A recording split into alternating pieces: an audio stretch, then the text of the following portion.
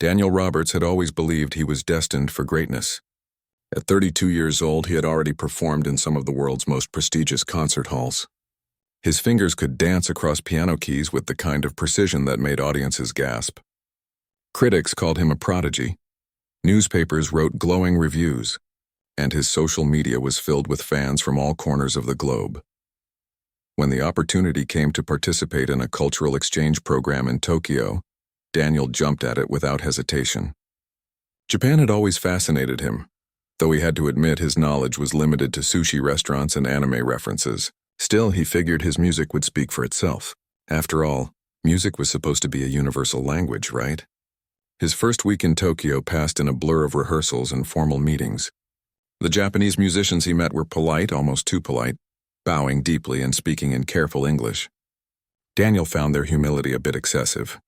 Back home, musicians talked about their achievements openly. Here, everyone seemed to downplay their own skills. It struck him as odd, maybe even a little fake. On his 8th night in the city, Daniel's translator and guide, a young man named Kenji, invited him to experience something authentic. They walked through narrow streets lit by paper lanterns until they reached a small izakaya, one of those traditional Japanese pubs that tourists rarely found. The place was cozy, filled with the warm chatter of locals and the smell of grilled food. Daniel felt out of place at first, but the beer was cold and the atmosphere was relaxed. He started to loosen up, laughing at jokes he only half understood. That's when he noticed the piano tucked away in the corner of the room. It was old, probably older than him, with scratches on its wooden surface and keys that had yellowed with age. "Does anyone actually play that thing?" Daniel asked Kenji, pointing at the instrument. Kenji smiled and said something in Japanese to the owner, an elderly man with kind eyes. The owner nodded enthusiastically and launched into an animated explanation. "He says many people play it," Kenji translated. "It's been here for 40 years. Local musicians come here to relax and play sometimes, even some famous ones back in the day." Daniel felt a spark of interest. "Mind if I try it?" The owner gestured welcomingly, and soon Daniel found himself seated at the bench. The piano was out of tune in places, but he didn't care. He launched into a piece by Chopin, his fingers moving with practiced ease. The conversations in the izakaya died down as people turned to listen. When he finished, the room erupted in applause and cheers. Daniel grinned, soaking in the attention. This was what he lived for, those moments of recognition. Several patrons came over to shake his hand, offering compliments in broken English. He felt on top of the world. That's when Kenji mentioned something casually. "You know, Mrs. Tanaka used to play piano too. She's sitting right over there." Daniel followed his gaze to a corner table where an elderly woman sat with what appeared to be her family. She looked to be in her late 70s, maybe early 80s, with silver hair pulled back in a neat bun. She was watching him with an expression he couldn't quite read, neither impressed nor dismissive, just observing. "Oh yeah?" Daniel said, feeling generous. "What kind of stuff did she play?" "Probably just basic stuff, right?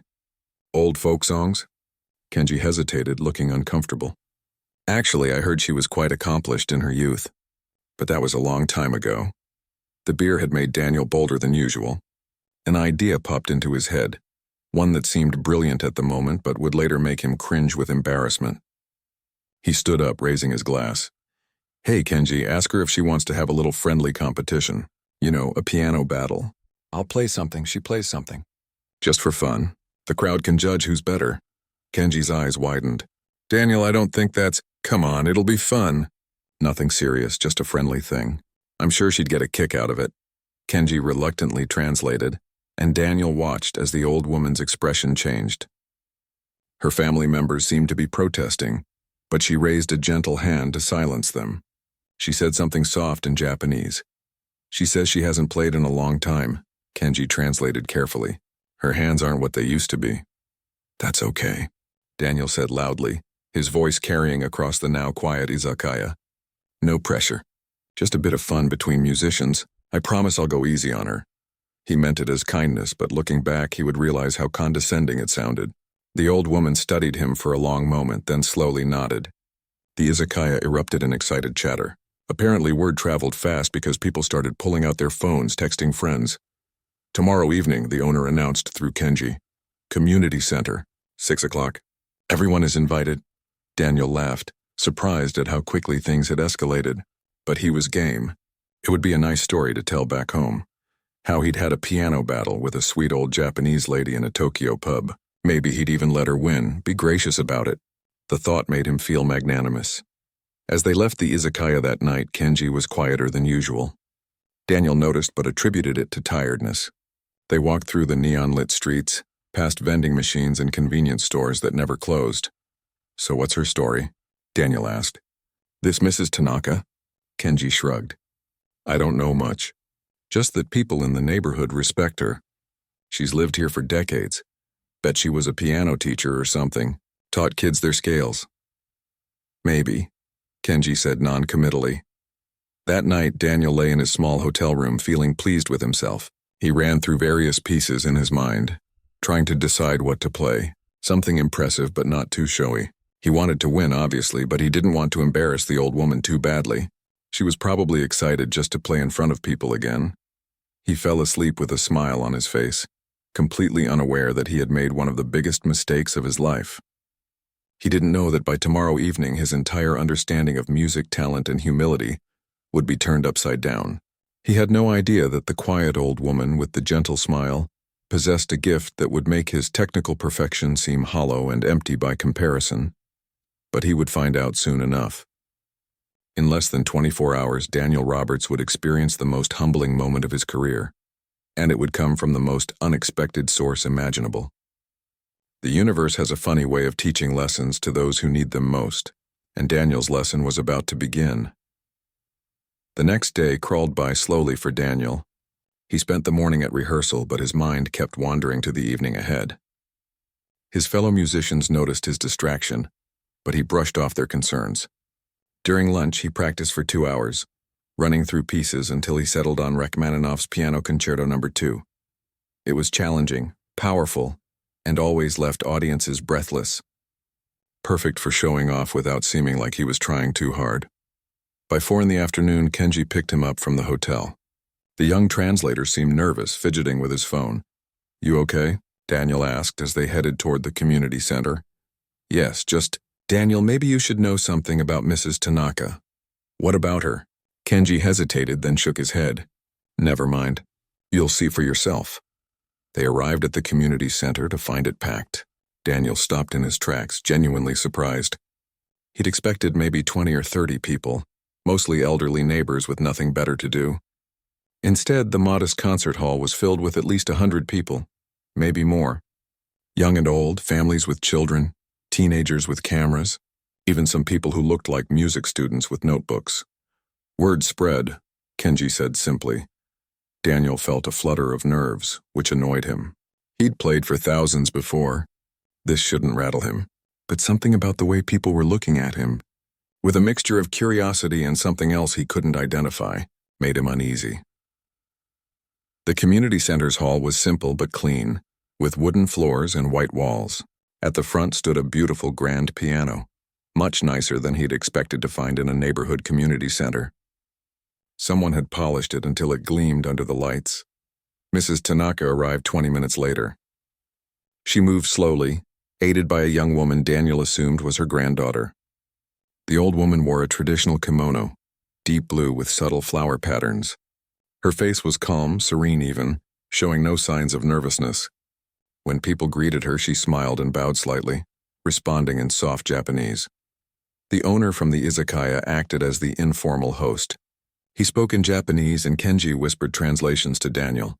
He's thanking everyone for coming. He says this is a special night, a meeting of 2 generations of musicians. He's asking for respect and appreciation for both performers. Daniel nodded, forcing a confident smile. The owner gestured for him to go first. As Daniel walked to the piano, the audience applauded politely. He sat down, adjusted the bench, and took a deep breath. His hands hovered over the keys for just a moment. Then he began. The music poured out of him like it always did, powerful and precise. His fingers flew across the keys, hitting every note with perfect accuracy.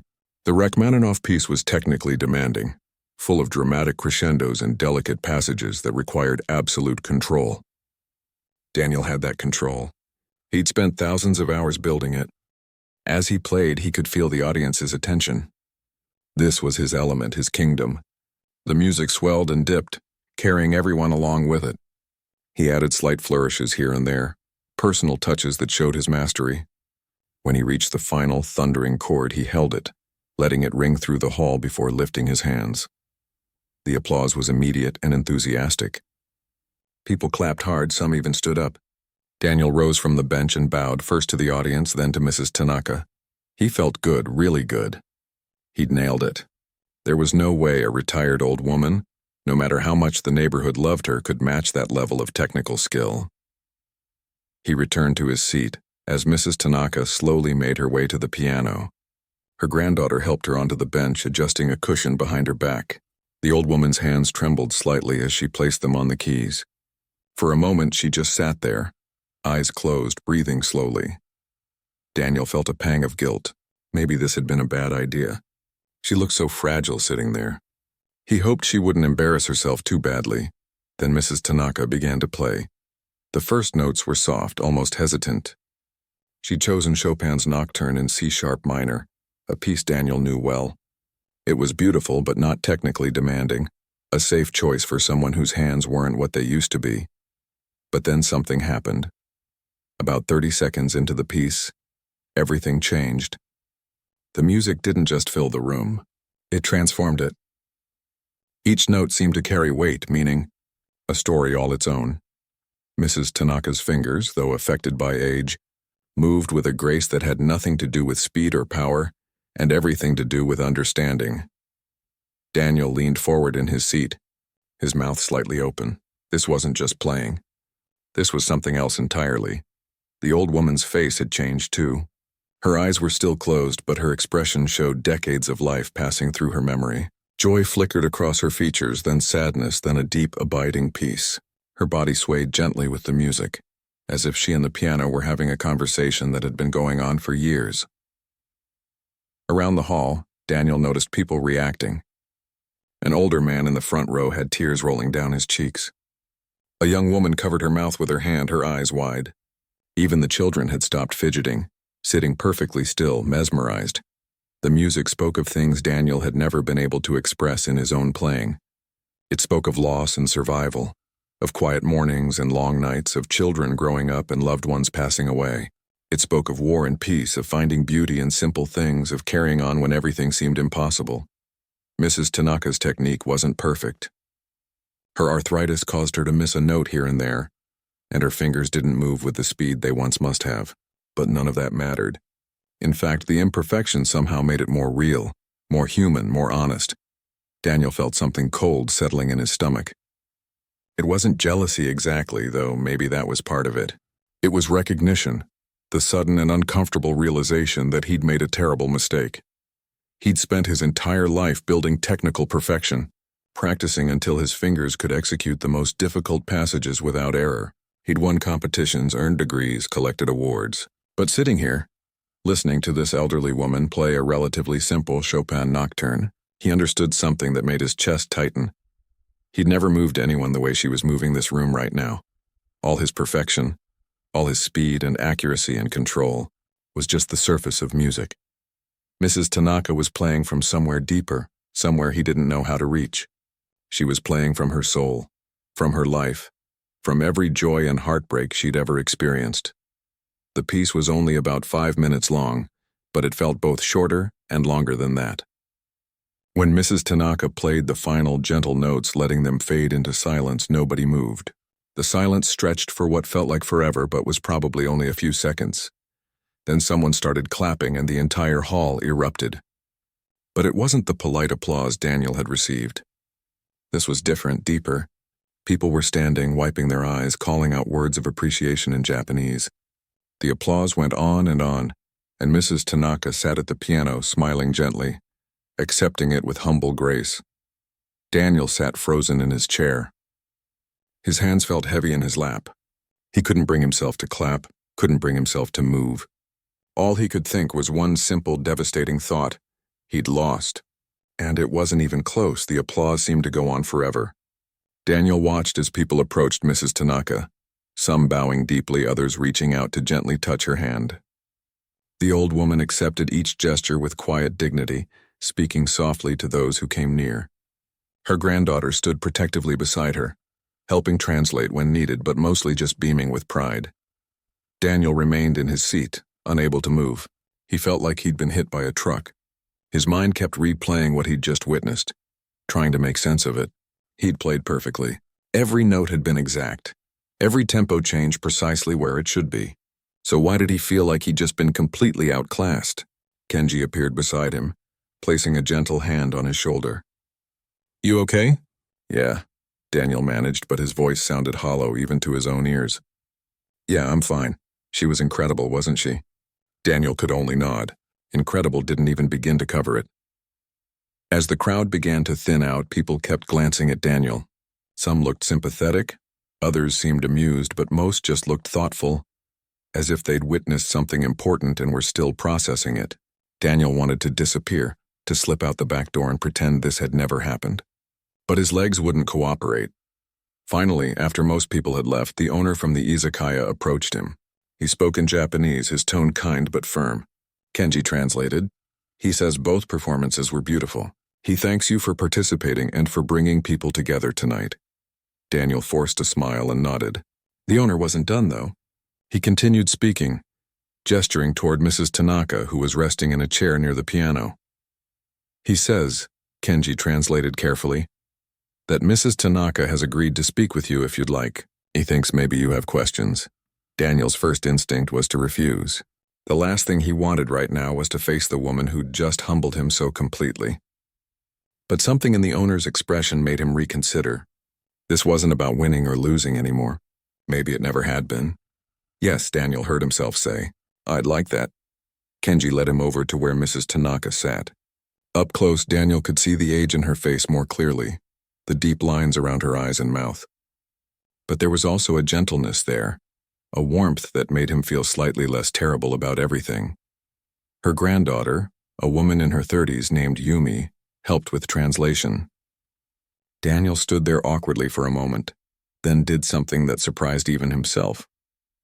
He bowed, deeply and properly, the way he'd seen Japanese people do it.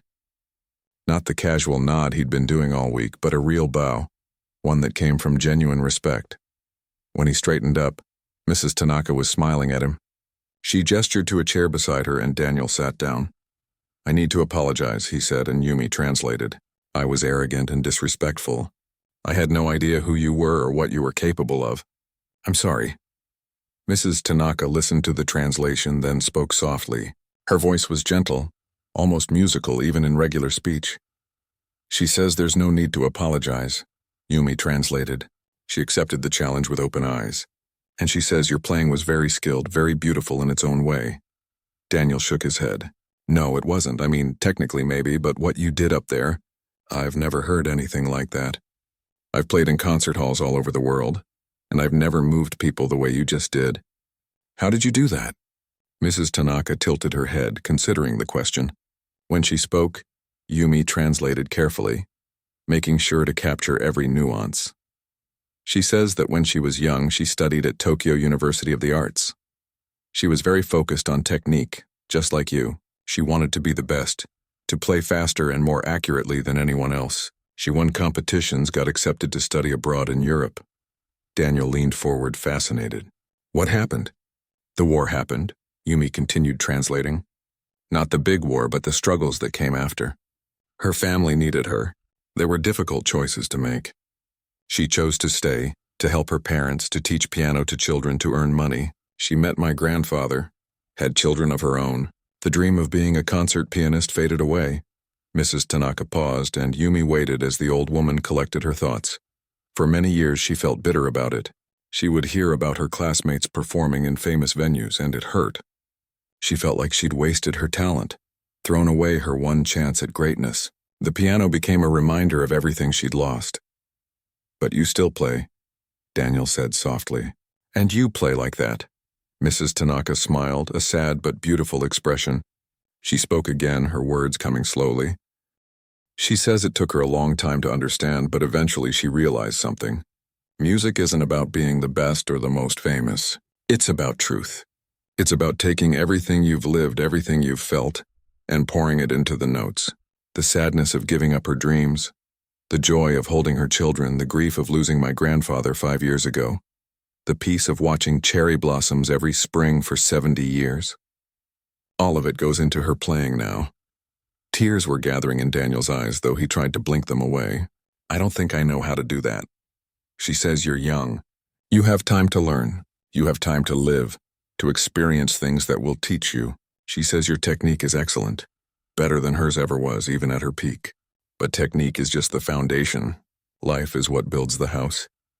Daniel sat back in his chair, feeling the weight of those words. Around them, the community center was nearly empty now. The janitor was sweeping in the corner, and the lights seemed dimmer than before. Can I ask you something else? Daniel said. Why did you accept my challenge? You must have known how it looked, me challenging you like that. You could have refused. Mrs. Tanaka's response came quickly, and Yumi smiled as she translated. She says she accepted because she recognized something in you. She saw herself 50 years ago, so certain that technical skill was everything, so confident that talent alone would carry you through. She thought maybe you needed to learn what she had learned, but much earlier in life, so you wouldn't waste as many years as she did. She did this to teach me a lesson? Daniel asked, not sure whether to be offended or grateful. She says she did it because she saw potential in you. Real potential, not just the ability to play notes correctly. She says she heard something in your playing last night, buried under all the showing off. A small spark of something genuine. She wanted to show you what happens when you let that spark grow. Daniel didn't know what to say. He'd come to Japan thinking he had everything figured out, that his success was proof of his mastery. In one evening, one 5-minute performance, this elderly woman had shown him how little he actually understood. Would you? He started, then stopped, afraid of the answer. Would you consider teaching me? Not technique, I mean, but the other stuff. How to play like you do. Mrs. Tanaka studied him for a long moment. Then she spoke, and Daniel held his breath waiting for the translation. She says yes, but only if you're serious. Only if you're willing to really listen, to really learn. She says it won't be easy and it won't be quick. She says some lessons take a lifetime. I'm serious, Daniel said immediately. I've never been more serious about anything. Mrs. Tanaka nodded slowly, then extended her hand. Daniel took it gently, feeling the fragile bones beneath the thin skin, the same hand that had created such magic just an hour ago. She says to come to her home tomorrow afternoon, 2 o'clock. She'll make tea, and you'll begin. As Daniel left the community center that night, walking beside Kenji through the quiet Tokyo streets, he felt different, lighter somehow despite the ego bruising he'd just endured. For the first time in years, maybe in his whole life, he felt like he was about to learn something truly important. The neon signs reflected in puddles from an earlier rain, and somewhere in the distance he could hear music drifting from an open window. It sounded different to him now, more layered, more meaningful. Everything seemed different, actually, as if the world had shifted slightly on its axis. Tomorrow, his real education would begin. Daniel arrived at Mrs. Tanaka's house 10 minutes early, clutching a small box of expensive pastries he'd spent half an hour choosing at a department store. The house was modest, tucked away in a quiet residential neighborhood where narrow streets wound between traditional wooden homes and small gardens. Cherry blossom petals littered the ground, even though it wasn't quite the right season. Some late bloomers, he supposed. Yumi answered the door and smiled when she saw him. You're early. Grandmother appreciates punctuality. The inside of the house was simple but immaculately clean. Daniel removed his shoes at the entrance, following Yumi through a narrow hallway. He noticed photographs on the walls, black and white images of a younger Mrs. Tanaka, some showing her at a piano, others with family members. In one, she stood outside what looked like a university building, her face bright with youthful confidence. Mrs. Tanaka sat in a small room with tatami mat flooring. A low table held a tea set, steam rising from a ceramic pot. She gestured for Daniel to sit across from her, and he settled onto a cushion, trying not to look as uncomfortable as he felt. His legs weren't used to sitting this way. Thank you for the sweets, Yumi translated as Mrs. Tanaka examined the pastry box with approval. Grandmother says these are from a very good shop. You have good taste. They drank tea in silence for a few minutes.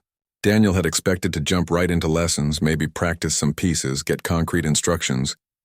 But Mrs. Tanaka seemed content to just sit there, sipping her tea and occasionally glancing out at the small garden visible through the sliding door. Finally, She spoke, and Yumi translated. She wants to know what you think music is for. Daniel blinked. What it's for? Yes, what is its purpose? He thought about it, trying to come up with the right answer. To express emotion? To entertain people? To show beauty? Mrs. Tanaka shook her head gently. She spoke again, her words measured and deliberate. She says those are things music can do, but they're not what it's for. She says music is for connection. Between the player and the listener, yes, but first between the player and themselves. If you can't connect with yourself, with your own truth, you'll never really connect with anyone else. Daniel nodded slowly, not entirely sure he understood, but willing to listen. She wants you to play something for her now. Not a famous piece, not something impressive. She wants you to play something you loved as a child, before you started training seriously. That caught Daniel off guard. He thought back to his childhood, to the days before conservatory and competitions. There was this simple melody my mother used to hum. I figured out how to play it by ear when I was maybe 7 or 8. It's nothing special, just a few notes, really. Play it, Yumi translated. Mrs. Tanaka led him to her piano, an old upright in the corner of another small room. The bench was worn smooth from decades of use. Daniel sat down and felt suddenly self-conscious. The melody was so simple, so basic. It felt almost embarrassing to play after everything he'd learned. But he played it anyway. Just a simple tune, maybe 30 seconds long, the kind of thing a child might figure out. When he finished, he looked at Mrs. Tanaka, expecting disappointment. Instead, she was smiling. She said something and Yumi translated. She says that was the most honest thing she's heard you play. She could hear the little boy in it, the joy of discovery. She says that feeling, that's what you need to find again and bring into everything you play. Over the next few weeks, Daniel visited Mrs. Tanaka's house 3 times a week. The lessons were nothing like what he'd expected. She rarely had him play famous pieces. Instead, she asked him strange questions. What did rain sound like? Could he play what afternoon sunlight felt like? What about the feeling of missing someone? At first, Daniel struggled. He'd spent his whole life playing what was written on the page, following composers' instructions exactly. This was different, almost uncomfortable. How do you play a feeling without any notes to guide you? You're thinking too much, Yumi would translate. Stop thinking. Just feel, then let your hands follow. Mrs. Tanaka told him stories too, about her life, her struggles, her joys. She talked about her husband who had worked in a factory for 40 years and would come home exhausted but always asked her to play something before dinner. She talked about her children, 3 sons who were now middle-aged and scattered across Japan. She talked about the war years, when pianos were scarce and she practiced on a paper keyboard drawn on cardboard. Every experience you have adds something to your music, Yumi translated one afternoon. Even the painful ones, especially the painful ones. You're young, so your music is young. That's not bad, but it means you need to really pay attention to life. Don't just pass through it, live it deeply. Daniel started noticing things he'd never paid attention to before. The way wind sounded different depending on what it moved through. How silence in a room felt different than silence outside. The specific quality of sadness when saying goodbye at a train station versus the sadness of remembering something lost long ago. Mrs. Tanaka taught him about ma, the Japanese concept of space and silence. The notes are important, she explained through Yumi, but so is what's between them. In Western music, you fill every space. In Japanese music, we understand that emptiness has its own beauty, its own meaning. She had him practice playing a simple scale, but focusing entirely on the silence between each note. Feel the anticipation, she said.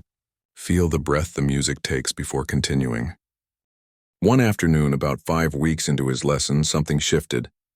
Daniel was playing a Chopin piece he'd performed hundreds of times.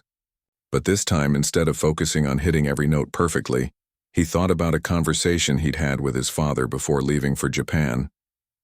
They'd argued about something trivial, and Daniel had left things unresolved. As he played, he poured that feeling into the music. The regret, the wish to make things right, the love underneath the frustration. When he finished, he looked up to find Mrs. Tanaka wiping her eyes. She says, now you're beginning to understand, Yumi translated softly. She says she heard your heart in that playing. Daniel felt something break open inside him, some wall he'd built without even realizing it. His own eyes grew wet and he didn't try to hide it. Mrs. Tanaka stood slowly and walked over to him. She placed her hand on his shoulder and spoke directly to him in English, words she'd clearly practiced. You are good student. Patient. Humble now. This is important. Daniel learned other things too. Mrs. Tanaka showed him how to really listen to other musicians, not just to judge their technique, but to hear what they were trying to say. She took him to a neighborhood concert where a teenager played violin and afterward asked him what he'd heard. She made some mistakes. Daniel said automatically. Yes, but what did she say? What was she trying to tell you? Daniel thought harder. She was nervous but also excited. And there was something else, maybe loneliness, like she was reaching out. Mrs. Tanaka smiled. Yes, now you hear. She taught him about practice too, but not the kind he was used to. Don't just practice technique, Yumi translated. Practice feeling. Sit with emotions, understand them, then bring them to the piano. If you're sad, play sad. If you're angry, play angry. Don't hide from yourself. One evening, Mrs. Tanaka asked him to play something for her family. Her sons had come to visit, along with grandchildren Daniel hadn't met. He felt nervous, but it was a different kind of nervous than before competitions. This time he cared about connecting with these people, about giving them something real. He played a piece he'd composed himself, something he'd never done before. It was rough and imperfect, but it was honest. It was about his journey, his humbling, his learning. When he finished, the family clapped warmly, and one of the grandchildren, a boy about 10, came up to him. That was cool, the boy said in careful English. It made me feel something. Daniel looked at Mrs. Tanaka, who was nodding approvingly. She says you're ready now, Yumi translated. Ready for what? To really begin your career, not as someone who plays notes, but as someone who speaks through music. She says you still have much to learn. Everyone always does, but now you have the foundation. The rest will come with living. That night, walking back to his hotel, Daniel felt transformed. The technical skills he'd spent years building hadn't disappeared, but now they were tools for something greater. He understood finally what Mrs. Tanaka had been trying to teach him. Music wasn't about perfection. It was about truth, about vulnerability, about being brave enough to share your real self with others. He pulled out his phone and called his father. When his dad answered, Daniel said simply, I'm sorry about our argument. I love you. There was a pause, then his father's warm laugh. I love you too, son. What brought this on? I'm learning things, Daniel said. Important things. Daniel's time in Japan was coming to an end. 3 months had passed since that fateful night at the izakaya, and his scheduled return to the States was just 2 weeks away. The thought of leaving filled him with an unexpected sadness. Tokyo had changed him in ways he was still discovering. One morning, Yumi called him with an invitation. Mrs. Tanaka wanted to propose something special. A joint recital at the same music hall where the Cultural Exchange Program held its official concerts. It would be Daniel's farewell performance, but this time he wouldn't be playing alone. Grandmother wants to perform with you, Yumi explained over the phone. She says it's time to show people what you've learned. And she says she wants to play one more time on a big stage before she's too old. Daniel's heart swelled. I'd be honored. Tell her I'd be more than honored. The next 2 weeks passed in a blur of preparation. They chose their pieces carefully, a mix of solo performances and one duet. A beautiful arrangement of a traditional Japanese folk song that Mrs. Tanaka had adapted for 4 hands. Practicing together, Daniel learned even more about timing, about listening, about making space for another voice while still maintaining your own. Word spread quickly through the music community. The concert hall that normally hosted serious classical performances agreed immediately. The story had apparently become something of a local legend, the arrogant foreign pianist humbled by an elderly neighborhood woman. But the narrative had evolved. Now people were curious to see what had happened since, to witness the transformation everyone kept talking about. The night of the concert arrived cool and clear. Daniel stood backstage, breathing deeply, feeling his hands shake slightly. But it was good nerves this time, anticipation rather than anxiety. Mrs. Tanaka sat in a chair nearby, her eyes closed, looking peaceful. Yumi fussed over her grandmother's kimono, a stunning silk creation in deep purple. How are you feeling? Daniel asked Mrs. Tanaka. She opened her eyes and smiled. Through Yumi, she said, like I'm 20 years old again, nervous and excited. It's a good feeling. I'd forgotten. The hall was packed. Daniel peeked through the curtain and saw familiar faces. Kenji was there, sitting with friends from the izakaya. The owner had brought his whole family. Many of Mrs. Tanaka's former students had come, people of all ages who'd learned piano from her over the decades. There were also critics, professional musicians, and journalists who'd heard about the unusual pairing. The program coordinator, a serious woman named Hiroko, gave them a 5-minute warning. Daniel and Mrs. Tanaka would each perform solo pieces first, then end with their duet. Daniel went first. He'd chosen Debussy's Clair de Lune, a piece he'd always loved but never truly understood until recently. As he walked onto the stage and settled at the piano, he felt different than he had 3 months ago. Less performative, more present. He began to play, and this time he wasn't thinking about impressing anyone. He was thinking about moonlight on water, about quiet moments of reflection, about beauty that exists whether anyone is watching or not. His hands moved across the keys with their usual precision, but now there was something else too. Warmth, vulnerability, truth. The audience listened in rapt silence. When he finished, the applause was warm and genuine. As Daniel returned backstage, Mrs. Tanaka reached out and squeezed his hand. No words needed, then it was her turn. Yumi helped her grandmother onto the stage, and the audience erupted in applause before she'd even reached the piano. Mrs. Tanaka waved gently, then settled onto the bench with visible effort. She'd chosen Satie's Gymnopédie No. 1, a simple melancholic piece that seemed to float rather than march. From the wings, Daniel watched her play. She'd told him during practice that her arthritis had been worse lately, that some days it hurt to even hold a teacup, but you couldn't hear any of that pain in her playing. Or maybe you could, but it was transformed into something beautiful, something that spoke to the inevitable passage of time and the grace of accepting it. When she finished, people stood immediately. The ovation lasted several minutes, and Daniel saw many people crying openly. Mrs. Tanaka bowed from her seat, too tired to stand, but her face glowed with joy. Then came the moment Daniel had been both anticipating and dreading: the duet. They'd practiced it dozens of times, but performing it for an audience was different. As Yumi helped Mrs. Tanaka adjust her position to make room for Daniel at the piano, he felt a flutter of nervousness.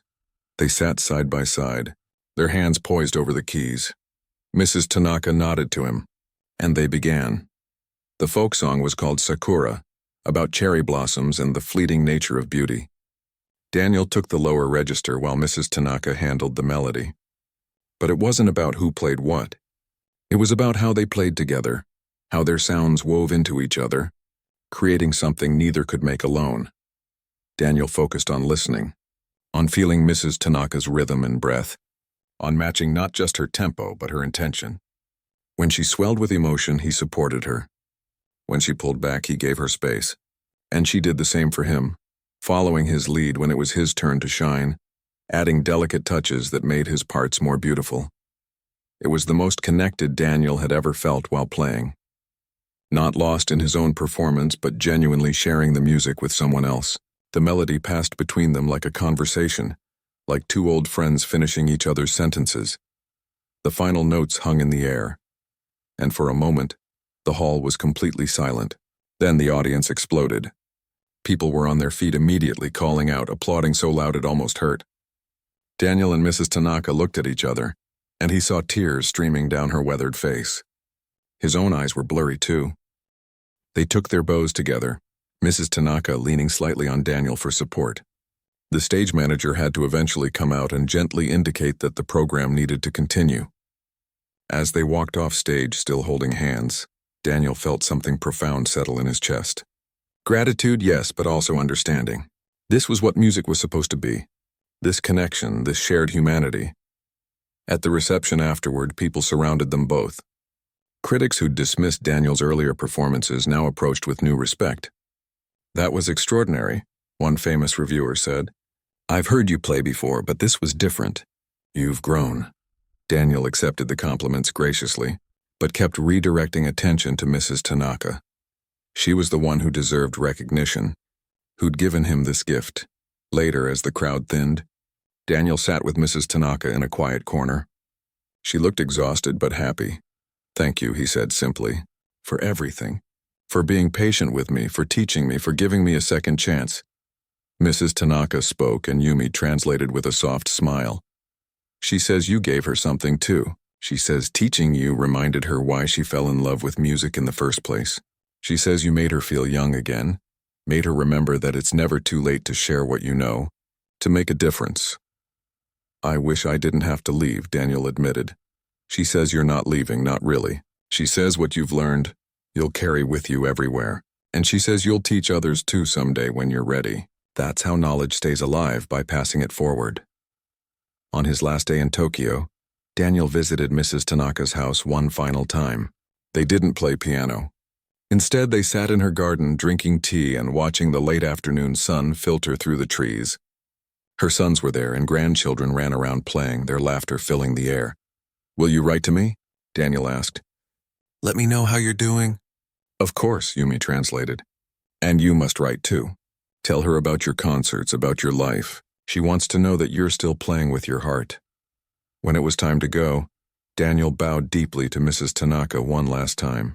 She stood with effort and pulled him into a gentle hug, something he knew wasn't typical in Japanese culture. But they'd gone beyond cultural formalities. They were family now, bound by music and respect and love. "Remember," she said in her careful English, one of the few phrases she'd learned just for him, "music is life. Life is music. Don't separate them."